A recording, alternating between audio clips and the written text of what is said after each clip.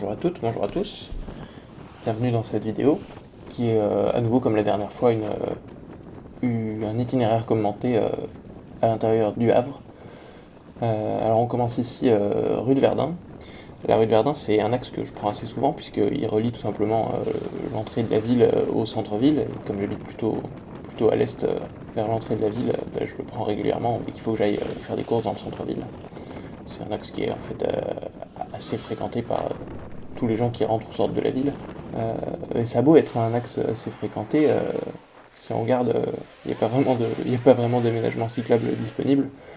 Il y a une vague tentative de bande dans ce sens-là, un peu dans les portières, mais elle disparaît à un moment. Et puis, dans l'autre sens, on n'a aucun problème de bande qui disparaît, puisque il n'y a rien du tout du début à la fin. Puis en plus, il y a des voitures qui coupent la route aux cyclistes sur cette rue, c'est pas très agréable, pas très sympa.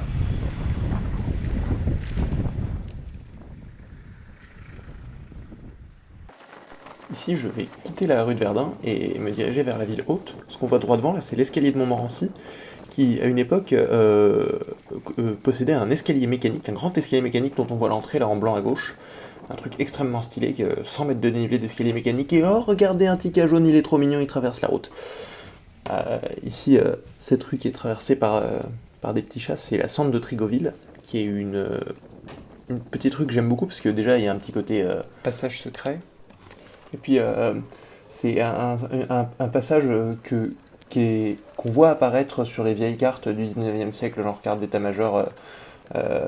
Donc je pense que, en tout cas dans ce coin-là, il y avait un passage déjà utilisé par des gens, et j'aime bien cette idée de repasser sur les mêmes endroits déjà utilisés il y a 200 ans, ou peut-être même encore avant, on ne sait pas, peut-être que c'était déjà emprunté par les chasseurs-cueilleurs. Je trouve que ça a un petit côté un peu stylé. Alors ici, je continue de monter sur la ville haute. J'ai accéléré un peu plus la vidéo dans la montée, et pourtant ça va très lentement. Bon, ça monte, hein, c'est pas moi qui décide.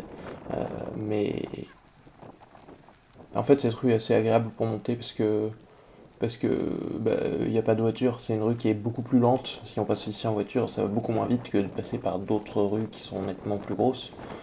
Et on croise quelques voitures, mais je crois que dans ce sens-là, c'est même en sens unique si on n'est pas riverain. On n'a pas le droit de la prendre à la montée si on n'habite pas dans cette rue.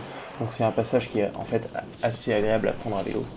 Alors ça monte évidemment, hein, mais pour ce qui est de la circulation automobile, on est assez tranquille. Il y a quelques rues comme ça dans la montée qui sont beaucoup plus agréables que celles qu'on va prendre là tout à l'heure à la descente.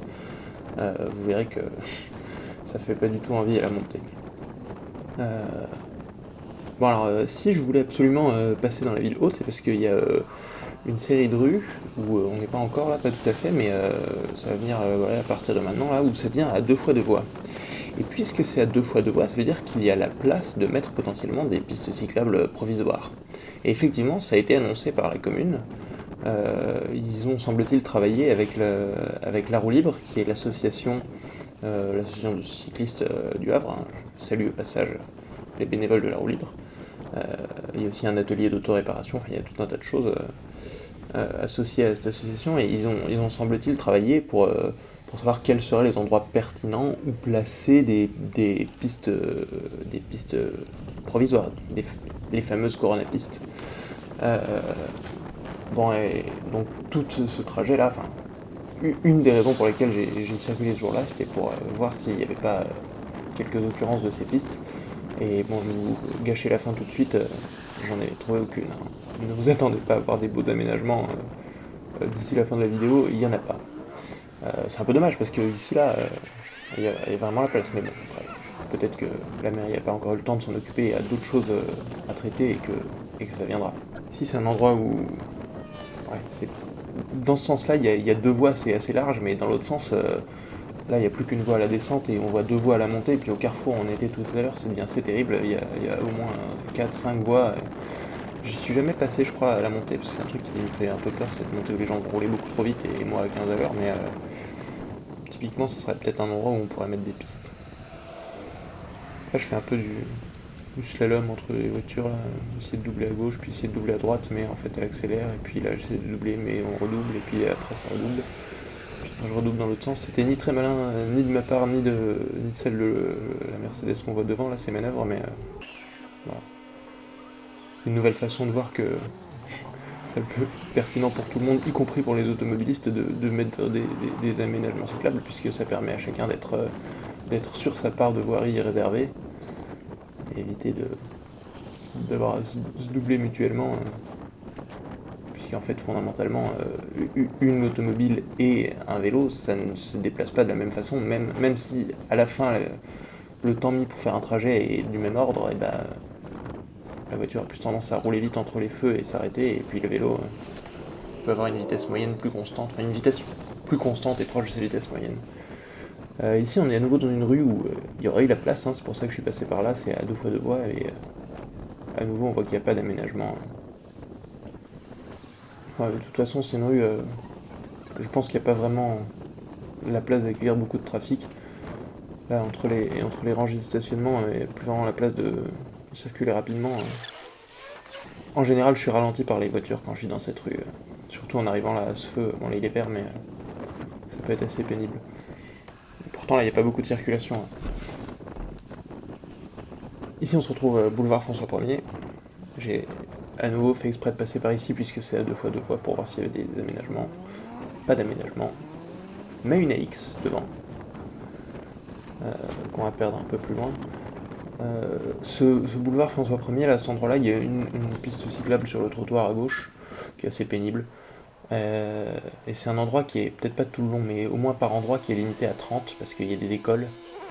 Il y a au moins une école à droite.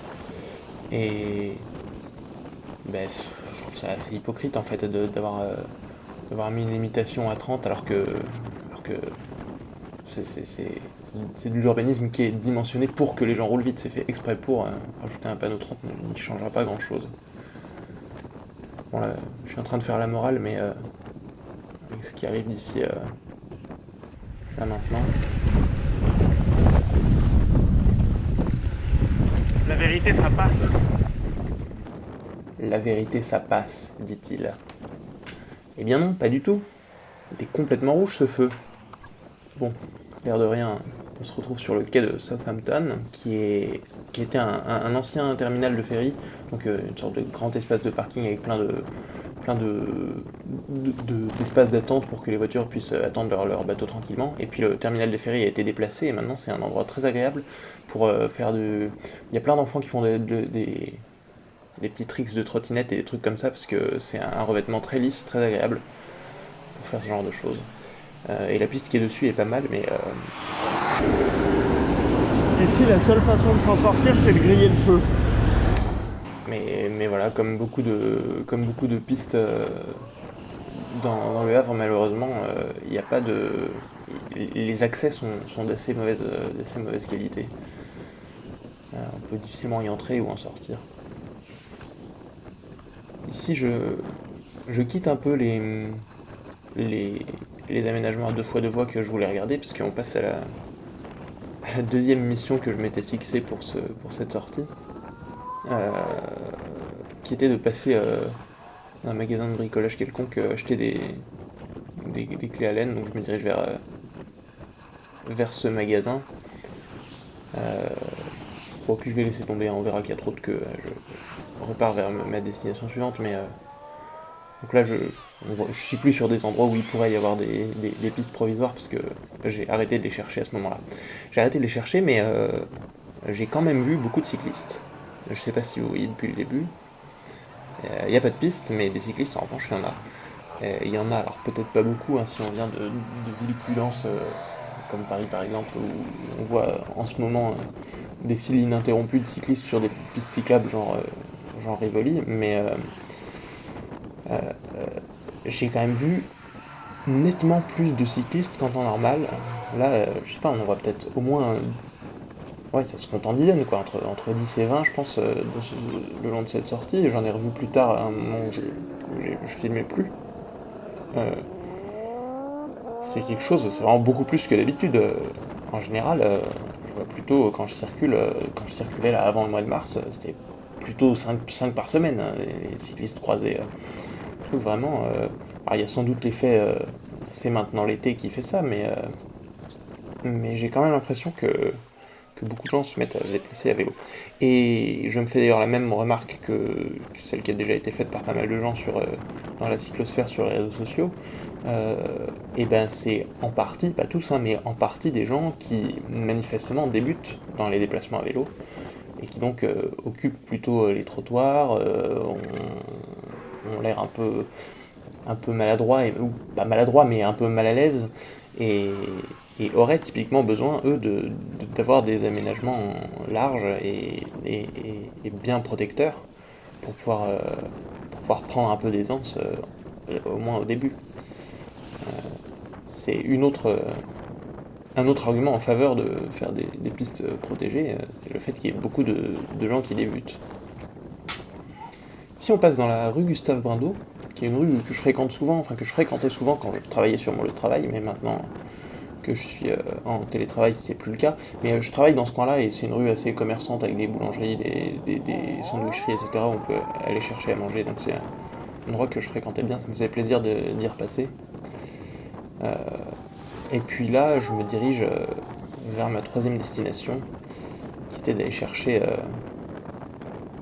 j'allais chercher, je crois, un couvercle. Oui, c'est ça, j'allais chercher un couvercle pour une poêle. J'ai un magasin de vaisselle. Puis évidemment, je me rappelais plus bien le diamètre de la poêle et j'ai pris un couvercle trop petit, donc il faudra que j'y retourne pour changer pour un couvercle de la bonne taille. La prochaine fois, je remesurerai avant de partir, ou je regarderai le truc. Bref. Ici, c'est la rue de Midoff, qui est parallèle à la rue de Verdun où on était au tout début de la vidéo. Donc c'est un autre axe d'accès au centre-ville. Et elle a en fait le même syndrome que la rue de Verdun, hein, qui change de nom d'ailleurs, après elle devient la rue Briand, mais il y a une piste cyclable, enfin une bande, et puis au bout d'un moment elle disparaît, là il n'y a plus rien. Et on arrive au cours de la République, euh, où j'ai regardé, il n'y a pas non plus d'aménagement cyclable, bien qu'il y ait la place d'en mettre, puisque c'est à 2x2 voies, avec un terre-plein central le long du tramway.